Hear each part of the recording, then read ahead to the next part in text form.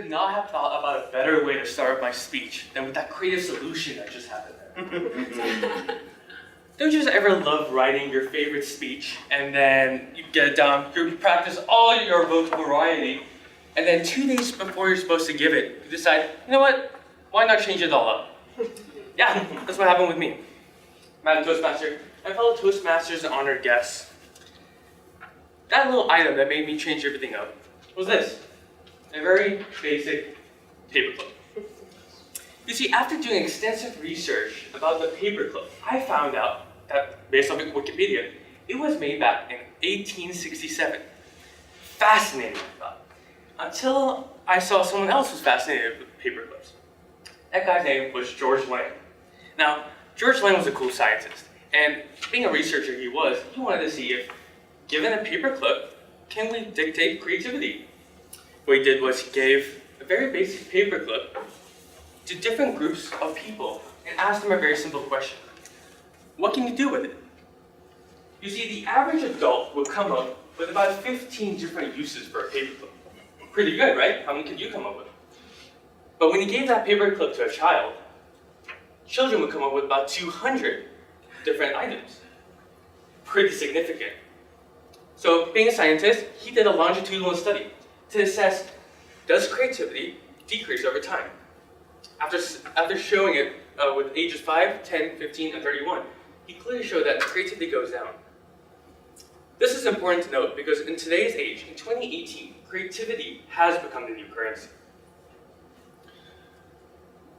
Most companies have the same access to capital, taxes, tax incentives, and potential customers. Yet, why are companies like Uber and Amazon becoming such disruptors in their respective fields?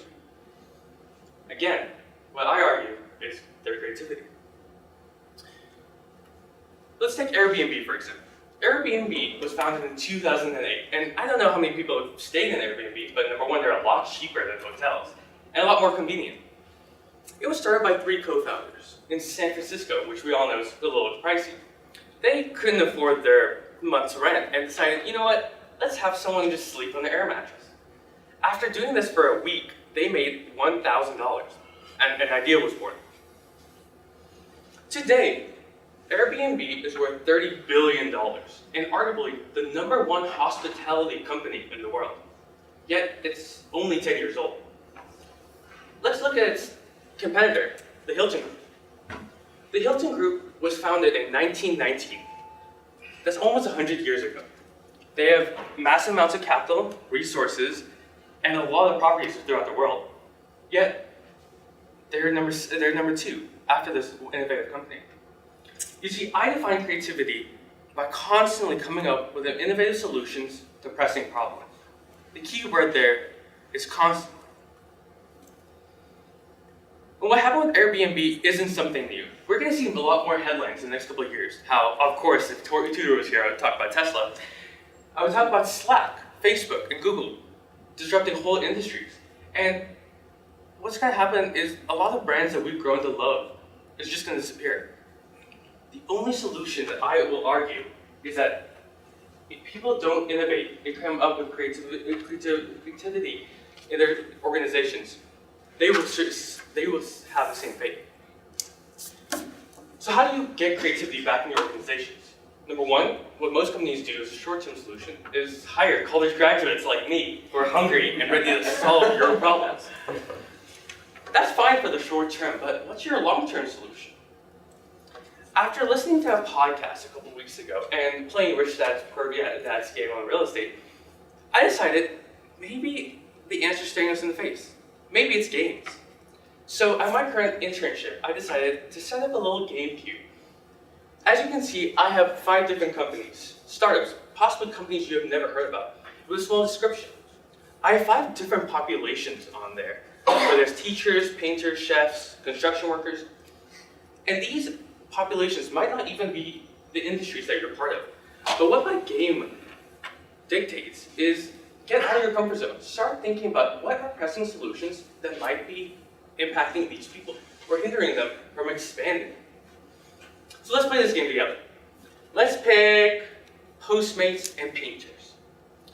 And if you guys can't read, Postmates is an on-demand delivery service, usually for food, but in this case, let's do painters. We'll ask 3 very basic questions and tailor it to your organization's needs. What does a product or solution between these two organizations come up with? How does it benefit both parties involved? And 3, what's a cool name we can come up with? Because every cool company and innovative company has to have a nice name. Then you would leave it up to brainstorm.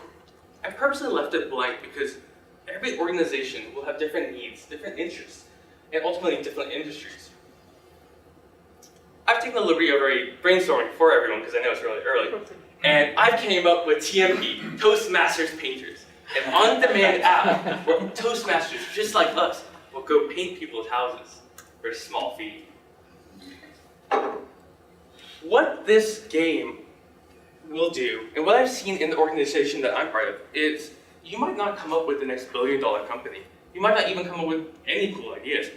But you might have marketing discuss the problems that they've had in their department. You might have heard that accounting might not like the software that they're using. And you facilitate conversation between different parts of your organization. That's what games like this are meant to do. And these are the creative solutions that I argue will be the basis and definitely a pillar in every organization moving forward. Because in today's times, currency is the new creativity. Creativity is the new currency. Thank you.